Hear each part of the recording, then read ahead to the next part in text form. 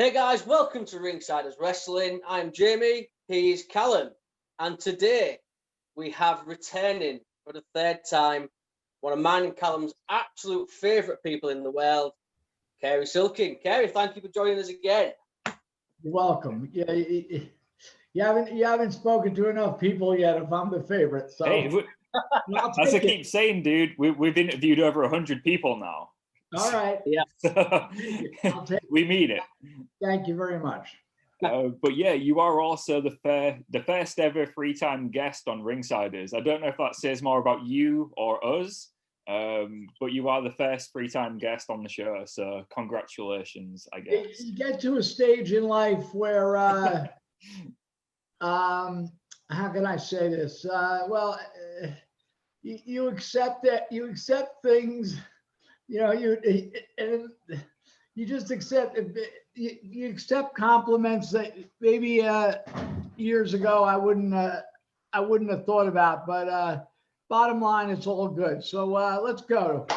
Let's go. Well, before we mention, obviously we said we were going to say about a few of the Ring of Honor guys we spoke to, but I did notice on your podcast with Ian Riccoboni, you have met and been around Bruno Sammartino. Is that correct? Oh yeah. Well, yeah. What was Bruno like? Just. He was Bruno. You know, Bruno was like my childhood hero. You know, growing up, my very first memories of watching wrestling as a little kid, maybe with you guys, I don't know, maybe it was Shawn Michaels. Or, Shawn Michaels. Right. Hulk Hogan for me. All right. Right. So for me, it was Bruno. And so having him come to Ring of Honor, you know, we did the podcast a few weeks ago, Last Stop Penn Station, and all these stories were in detail. But the book, you know, Gabe, who was doing the behind the scenes stuff, and he knew his wrestling history, and he didn't think Bruno would be popular. And I'm like, it's New York City. And it wasn't that Bruno was overexposed. But I'm going a long route here to answer your question. We had him come in to do a shoot interview. Excuse me, and we had Jim Cornette do the interview. And Jim knew that Bruno really doesn't break kayfabe. Right. Even though he hadn't wrestled, this was in 2006, so he hadn't wrestled in over 20 years, but he just doesn't break kayfabe. He just doesn't. You know, if it wasn't being recorded, yeah, but anyway, he was a true gentleman. People probably think I'm making this up because it's like a storybook. He was very stoic guy and just very nice. He doesn't use swear words. And within him telling the wrestling, you know, within him talking about his career, you know, for me it was fascinating. You know, yeah. And then the next day, when we were at the Manhattan Center, well, you know, Gabe was wrong. We basically got back a rarity. We got back the money that we spent, you know, because so many people wanted autographs, and we just had him come in the ring, and the reaction was fantastic. And Bruno's line was that it goes, you know, it was this serious, long-standing ovation. You just don't see this very often, like a true standing ovation.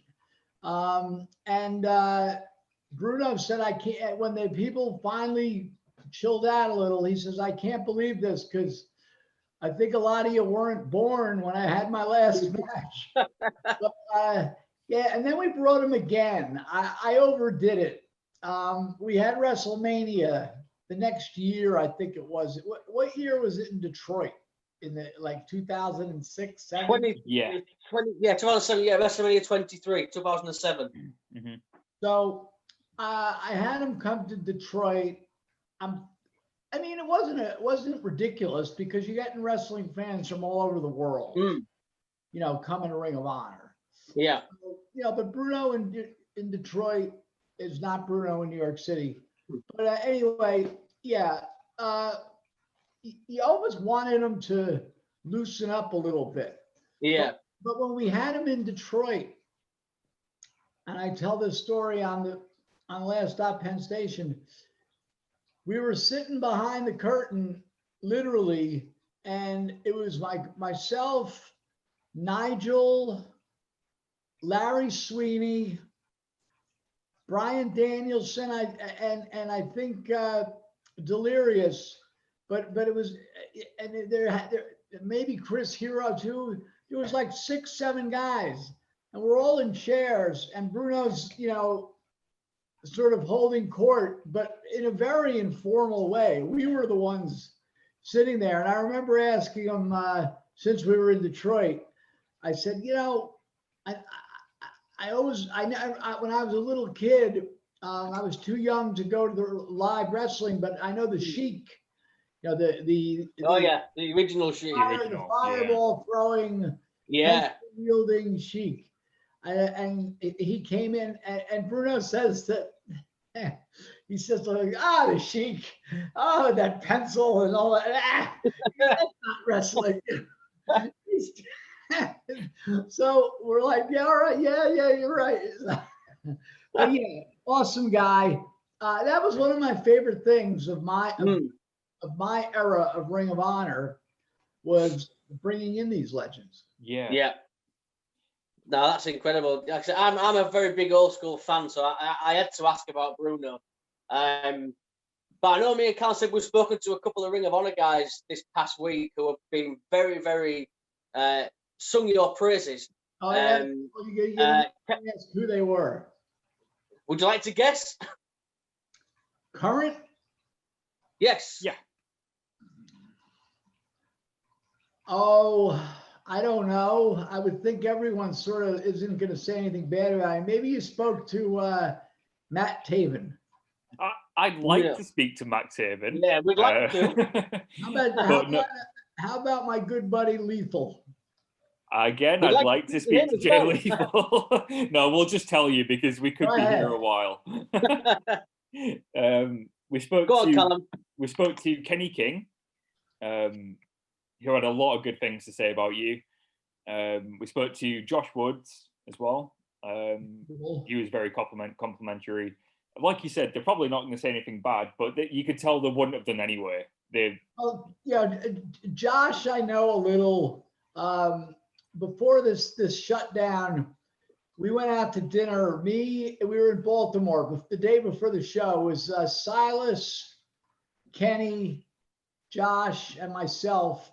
And there's this Italian restaurant in New York City. They have the famous Little Italy section. Well, in Baltimore, they have one also. And if you pay attention to some of these Jim Cornette, other old NWA guys, they always talk about Sabatino's, which was it's a good Italian restaurant and bar. The thing about it, going back in the 80s, I mean, I wasn't going there. These guys were, and but it was open till like 3 a.m. You know, because the bar was open, and you could even get food. So when they would wrestle in Baltimore, anyway, we went to Sabatino's, and I had Josh Woods. That's like the most time I've spent with him. He's a nice kid. I mean, he's a little goofy. He is goofy, but I think that's what I like about him. He's so funny. He's a sweetheart.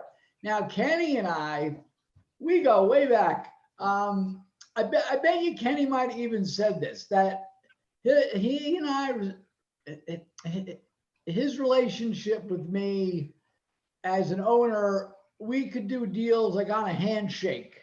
Yeah. in like behind the old ECW arena, and it was that kind of thing. But yeah, Kenny's awesome. I miss these guys. It sucks. I didn't go to the last Ring of Honor taping again. I'm not going to the Final Battle.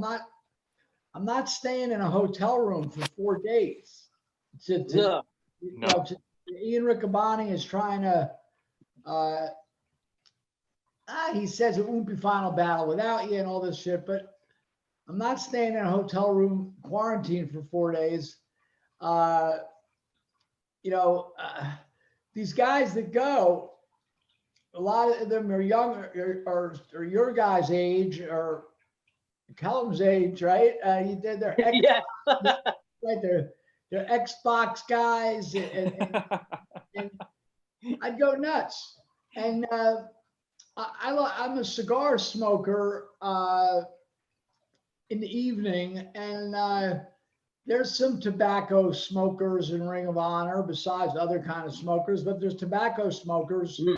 I don't know what they do, but anyway, I really miss everyone. And the old Ring of Honor crew, you can't be friends with everybody, right? Your acquaintances. So who did I become friends with just through attrition? Jay Lethal and I are very close. He was in basically a Ring of Honor original. Yeah. And then he had a long break with TNA, Impact, whatever, and I didn't really keep in touch with him. But when he came back, we became fast friends. Another one. These are slow. Everything was slow because I was the boss. So Nigel McGuinness. That's actually a guy I was going to ask you about. Obviously, a fellow Brit. What Nigel was like to work with. Oh, he was great. I was lucky. First of all, I wouldn't be involved with the matches. Whether it was Adam Pearce or Gabe. Or Delirious, but these guys on a personal level, and like I said, you're not going to be like super friends with them, but Nigel was just good people, man, and same with Bryan. Bryan was interesting, and I wasn't close with him, but Bryan was an interesting cat because he'd be reading backstage, right, and guys like Nigel and Bryan didn't stand around for an eternity talking about like what I see go on throughout the professional wrestling with these younger guys. They're talking about the match for an hour and a half, 2 hours before it. And then when it's over, they're talking. Was that good? Was that good? Was that good? No, anyway, Bryan used to sit when the show started. He was usually towards the end of the card. He would sit behind the curtain. He would sit on the ramp when we finally got a ramp, and he would sit like cross-legged. It didn't matter who was wrestling. He would watch. And when we used to have these Ring of Honor seminars, and I would go down there, I'm not going to tell guys how to wrestle. I'm not going to tell guys how to do promos. But after being around it for, 20 years or whatever, you get a general idea. But I would just tell these people at the promo, who would come to these tryout events, what I saw with a guy like Bryan. And it's like, pay attention. These other guys, a lot of these guys, they don't watch the other matches. You know how it is. It's the very old school, but I saw a recent pay-per-view that was on this past Sunday that a lot of my friends are in, right? Yeah. Full Gear. Okay. Yeah. And this, what I'm going to say, in the past, Ring of Honor has been guilty. We're all guilty of this, but we tried not to do it. In the first match of the Full Gear pay-per-view, I think it was Kenny Omega and Adam Page. Yeah. Yes. Yeah. They're great. They're unbelievable, right? Yeah. They did so much stuff. And you guys know what I'm saying. And Bryan, he wasn't like a loudmouth guy, but he would say something to guys that were, in the second match doing some crazy Hurricane Rana, Tope Suez. I can't even name the Canadian Destroyer. Right.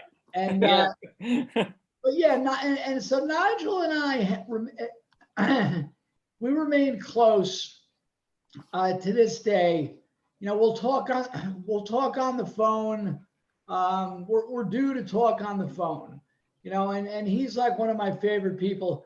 Another guy who I'm very close with, who was very brief in Ring of Honor and then went on to a long career, but somewhere between the short stint of Ring of Honor, we struck up a relationship, friendship through, email, and then we became very close and hanging out and that's Brian Kendricks. Yeah. Yeah. Great guy. Yeah. I was going to say Kendrick is one of my favorite wrestlers of all time. I'd probably say he's in my top 10. I think Kendrick's incredible. Yeah, he's wonderful. And he's currently he's still on 205 Live. Yeah, he's just returned now. Actually, just returned this week. Right, but behind the scenes, he's been working. He had been working with trying to find new talent, which isn't easy, and also he's working with he calls them these kids. Down at NXT in 205. So Brian, I was close with him. Then we have the Briscoes. Yes. They're funny as shit. I mean, that's them. I was going to say, is that the Briscoes that you see? Is that the real life Briscoes? Because absolutely. If so, that's amazing. I wouldn't want them to be any different in real life. Absolutely, and it was fun when we would be doing this. Is recently, like we would do these weekend shows in Vegas. So on Friday night, between Friday and Saturday night, we're hanging out at this Sam's Town. It was the name of this casino where they had the building. It was like guys ever been to Vegas? Not to yes, Vegas. I have, yeah. You have. Yeah. It's off the strip. It's one of these second-rate places. You would never. I don't understand who goes to these places. Like this is, if you've been to Vegas, you got the strip, and then you got downtown with the, Fremont Street. Yeah. It's like, okay. Well, then you got these other casinos strewn about. And this Sam's Town is like 20 minutes out of the way. It's a really odd place. They have like a fucking bowling alley and a movie theater. Everything's on. It's like what's your guys in the UK? What's like your version of like below Walmart's? Aldi. Aldi? Yeah. Yeah, this is like a low rent casino, Right. Okay. Yeah. be one thing if it was low rent, but it's on the strip, so you're near everything else. So cool. We could stay at Sam's Town, but this is like But anyway, so we would hang out, and a lot of the guys would be staying up late on Friday, because Saturday night, they're getting early flights. Mm-hmm. And there was a lot of partying and hanging out. And I used to love, I like to, at the casino, I don't even know if they have this in the UK, the dice table, craps. Oh, yeah. Okay. I tried to, when I was in the UK, I tried to go to a casino. It was sort of like a private club or something. They are here. Yeah. We have one in Hull called Napoleon's, don't we? And that's members only. It's like a private club. Yeah. And the other thing, before I forget about, I'll get back to the Briscoes. Do they still have those odd slot machines that I was never able to figure out, but I would put money in them anyway? Yeah. Yeah, we've got them. Yeah. Yeah, you get them in like in the pubs, the ones with the flashing lights. Yeah, but I mean, Cary, I can't use them as well. I don't understand them at all. No, I don't. I'm with you. Yeah. I don't think anyone does. Well, there was, when we were there, what's the name of that? Steve Linsky? Yeah. Oh, yes. Promoter, yeah. Yeah, not a bad guy. He was trying to explain it to me. They had them everywhere, but they had them when we went to Liverpool at that Palladium. The crazy mobsters that own that place. What was it called? The Olympia, right? Yeah, the Olympia. Yeah. I think they're Greek. No disrespect to the Greeks, but they were Greek. These crazy Greek mobsters. They had a casino next. Have you ever been to that place? I've been to the Olympia. Yeah, it's a beautiful venue. Beautiful. I mean, the Pink Floyd and the Beatles played there. Yeah, it's true. Anyway, back when I was there was a little tiny casino. I don't even know if it was open, but there was a club next to it. It was called the Grafton. Yeah, I've heard of the Grafton, yeah. Good God. I mean, it was like, at the time, it was like 20 pounds, all you could drink. So, which is a good, I mean, you got to be a hardcore drinker, right? Oh, yeah. The finest club in the world. But anyway, they had those machines in there. I'll get back. So, with the Briscoes, over the years, going to these different towns, we would often go to casinos afterwards. There were certain guys that used to like to gamble. I did. I'm putting their heads on a block here. Nick from the Bucks, not Matt. Nick, who Jay Lethal, Jimmy Jacobs,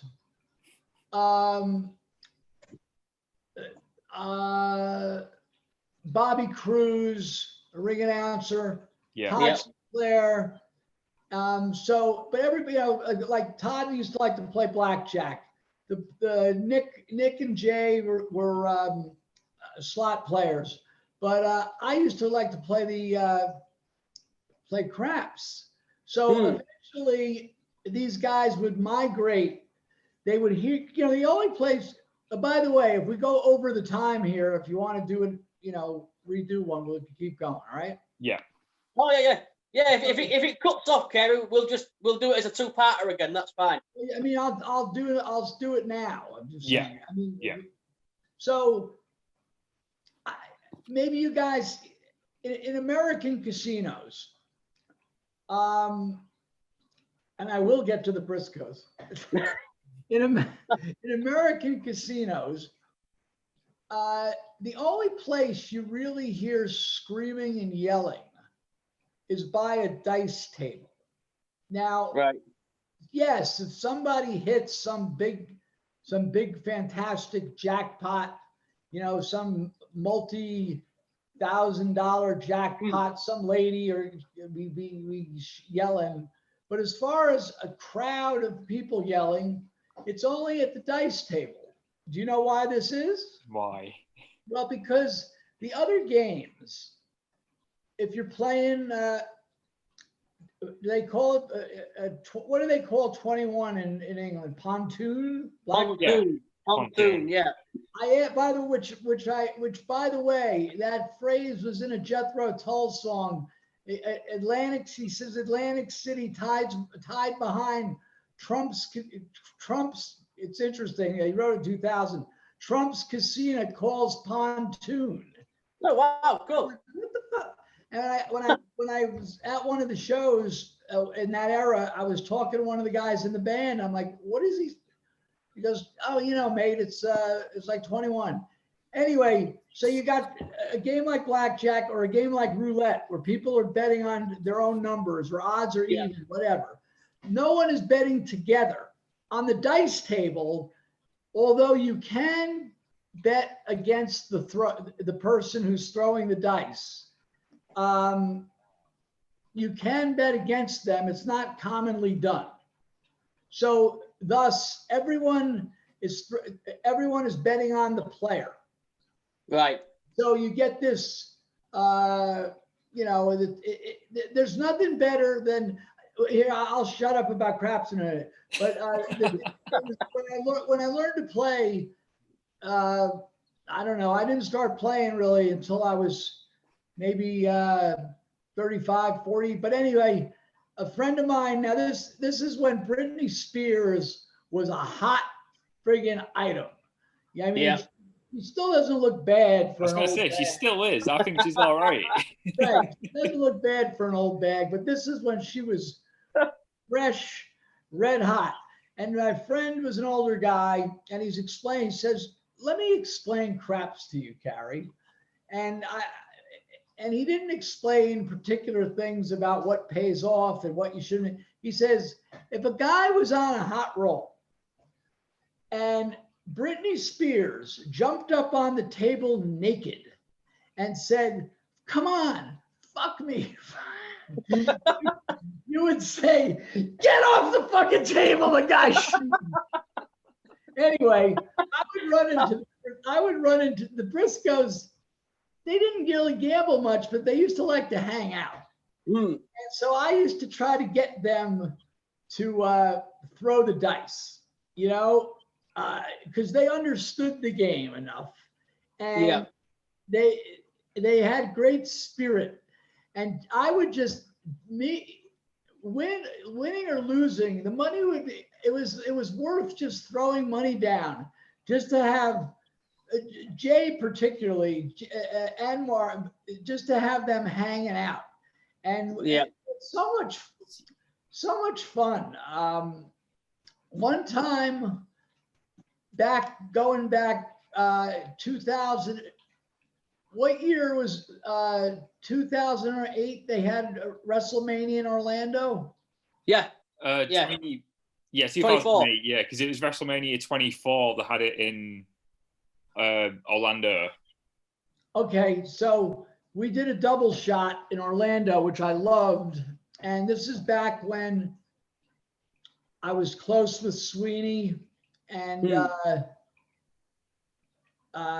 was a classic Ring of Honor crew of Nigel, the Briscoes, Bryan was still there. I'm leaving out a bucket load of names. I don't know if I think Aries was around, and a laundry list of talent. But anyway, I went down a week early, and Sweeney and Jigsaw. Yeah. Right. Sweeney and Jigsaw were working a show. You guys will know this. Gabe's was associated with that guy Sal, and he had that FIP. Sal Renaro, no, is it?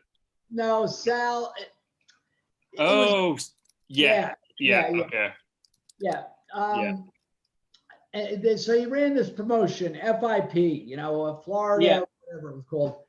And they would use the Ring of Honor guys. It never really did well, but that's another story. But so I go down a week early, and I get together with Jigsaw and Sweeney, and we basically had a week just to hang out. We were at Clearwater Beach. But the point of what I'm getting to is Roderick Strong. There's a name I don't talk about enough. That guy was so good. Yeah. And I used to call him Honey Lamb. I don't know why.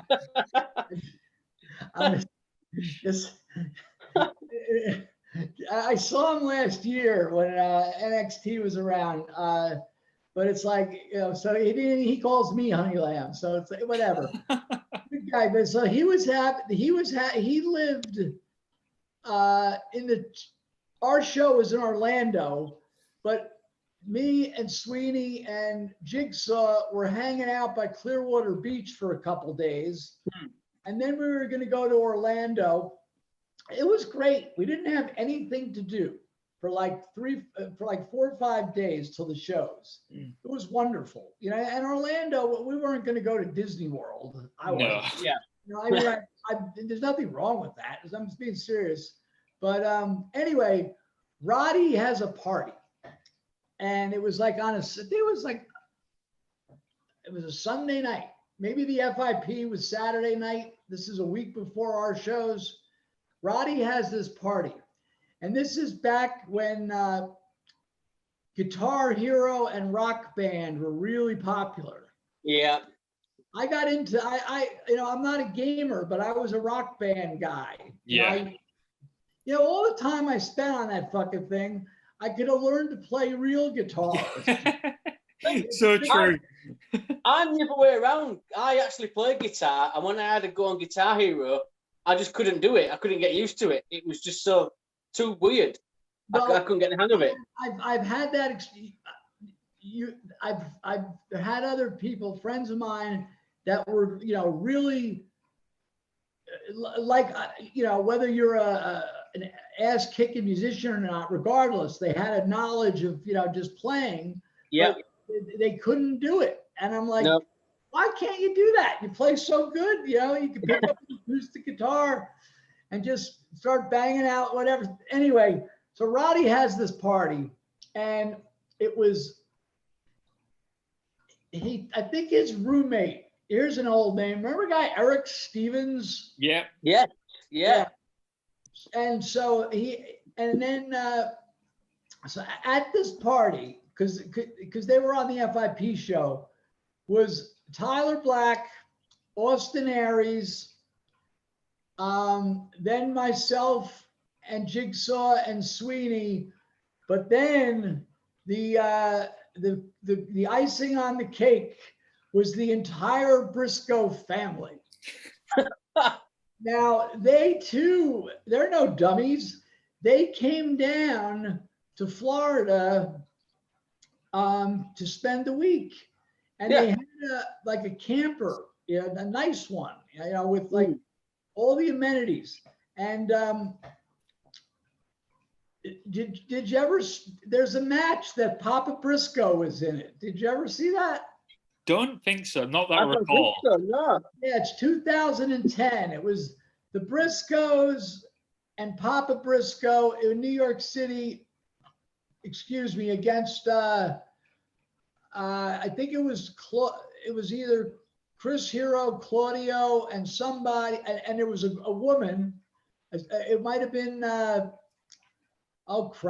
Sarah Del Rey. Yeah. Yeah. And but anyway, the apple doesn't fall far from the trees. And Papa Briscoe, he is a classic. You would think he's sort of from the deep South. They live in Delaware, which is, it's not even below like Washington, D.C., if you know. Right. Yeah. But they are real, anyway, they got into this thing. I don't know. I get, so it was the same time that the NCAA college basketball tournament was going on. Right. And for some reason, I'm sorry for this long, boring story. For some reason, the Briscoes family apparently loved the North Carolina team, which their name is the Tar Heels. For whatever Right. that's their moniker. So they're getting, they drink heavy when they drink. Not all the time, but when they had, and there's always a designated driver, and the designated driver at this time was Mama Briscoe.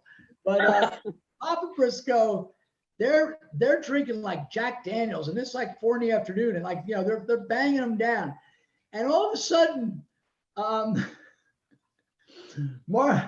father, he's strong, he's smacking like one of the kids.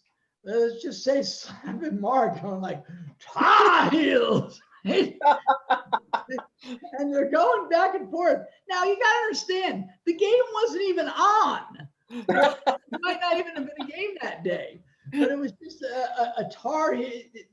They're interesting people. They're a lot of fun. I've gotten to know, do I hang out with them away from the Ring of Honor? Like I've hung out with Jay Lethal. I've been to the Bucks' homes. The Bucks have stayed with me many times. Same with Bryant's. A number of people, no.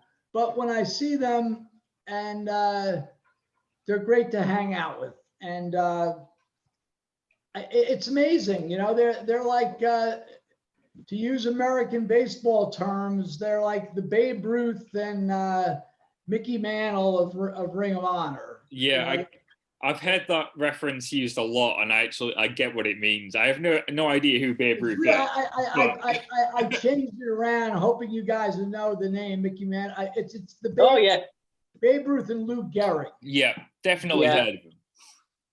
So. Oh yeah, I've heard of them.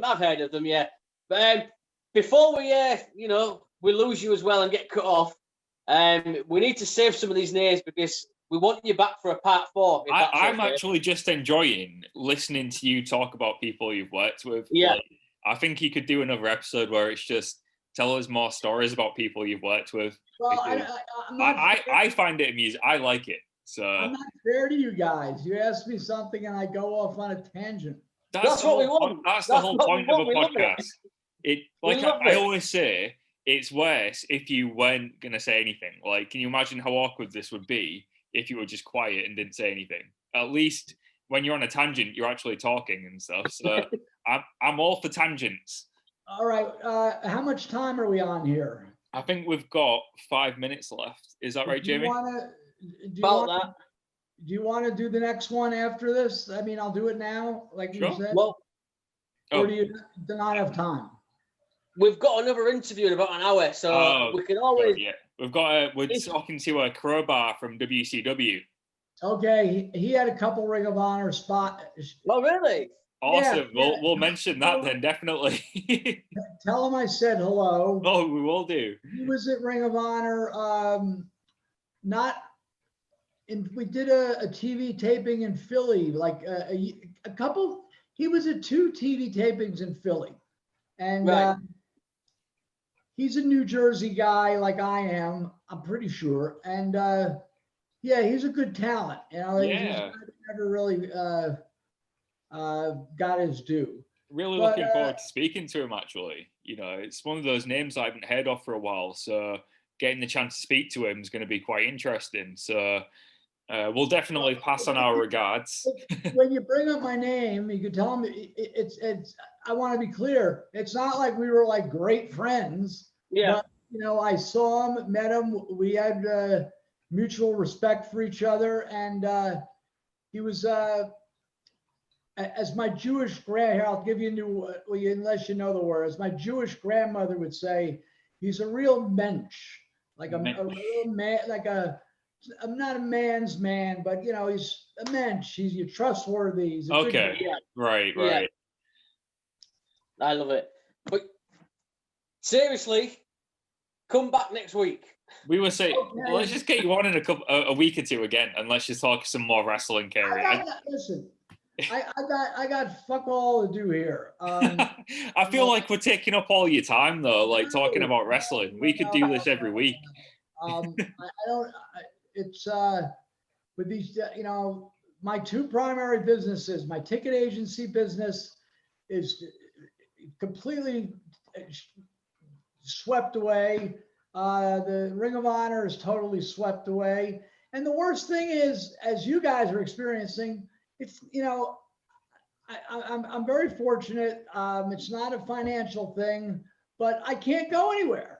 Yeah. Like, let's say, oh, let me go to, fuck it, I'll go to Florida, for a week. I could, but, I'm just gonna chill out for the time being. And I hate being, the weather's starting to turn here. Yeah. And yeah, it is here as well. It's getting after here, yeah. Well, yeah. I enjoyed talking to you guys, and I'm glad you do, because it's important that you enjoy it as well, because I know we take up like an hour of your time every time. So no. There's certain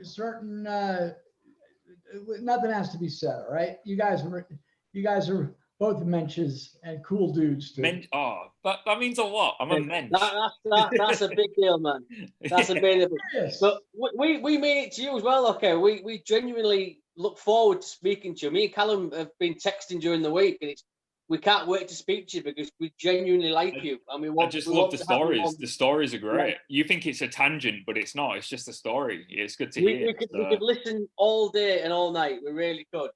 I bet you guys got some good stories too. So one of these days, I'm going to hear some of them. Yeah. All right. Anytime, all right. anytime.